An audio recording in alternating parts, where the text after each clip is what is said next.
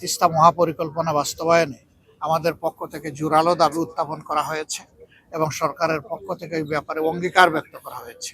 আমরা এখন সেই অঙ্গীকার বাস্তবায়নের অপেক্ষায় আছি। গতকালকে পার্লামেন্টে আপনারা দেখেছেন এই নিয়ে কথা হয়েছে, বিরোধী দল কথা বলেছে, সরকারের পক্ষ থেকে 300 বিধিতে বিবৃতি দেওয়া হয়েছে। আমরা এর গুরুত্ব অনুধাবন করে যারা কষ্টে আছেন বিপন্ন মানুষের অবস্থা দেখার জন্য, তাদের পাশে দাঁড়ানোর জন্য এবং সরজমিনে দেখে গিয়ে আমাদের করণীয়, সরকারের করণীয় সম্পর্কে আমাদের পক্ষ থেকে দাবি উত্থাপনের জন্য মূলত আমরা এখানে এসেছি। তা আমি সর্বপ্রথম সেই সমস্ত মানুষদের প্রতি সহানুভূতি জ্ঞাপন করছি এবং তাদের আত্মার মাগফিরাত কামনা করছি যে সম্প্রতি বন্যায় যারা নিহত হয়েছেন পাহাড় ধসের কারণে বা বিভিন্ন কারণে। বিশেষভাবে আমরা খুবই উদ্বিগ্ন।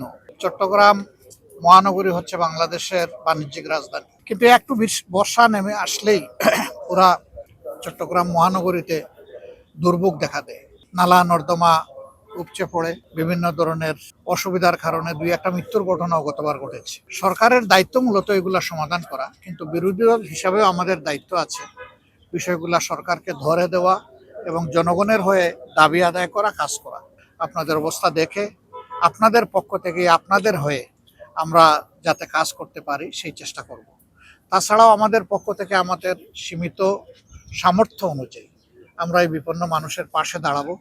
বিশেষ করে নিহত পরিবারগুলোর পাশে আমরা কিভাবে দাঁড়াতে পারি সেটা আমরা চিন্তা করছি এবং বন্যায় ক্ষতিগ্রস্ত এলাকায়ও যতটুকু পারি আমাদের পক্ষ থেকে দলীয় অবস্থান থেকে আমরা ত্রাণ কার্যক্রম পরিচালনার জন্য আমাদের সংশ্লিষ্ট সকল সংগঠনকে আমরা নির্দেশ দিয়েছি এবং কেন্দ্র থেকে আমরা এটা সমন্বয় করছি। দেশের 4টা বিভাগে মূলত এই সমস্যা দেখা দিয়েছে: চট্টগ্রাম বিভাগ, সিলেট বিভাগ, রংপুর বিভাগ এবং ময়মনসিংহ বিভাগ। আর বাকি বিভাগগুলো অতটা ভালনারেবল না, কিন্তু এই 4টা বিভাগের অবস্থা ক্রমান্বয়ে খারাপের দিকে যাচ্ছে। তবে রংপুর বিভাগ বেশি হুমকিতে পড়বে যদি তিস্তার ওই দিক থেকে বাঁধ সব খুলে দেওয়া হয়, তাহলে যেটা প্রত্যেক বছরই হয়, এটা দুঃখ হয়ে আছে, সেই ঝামেলাটা দেখা দেবে।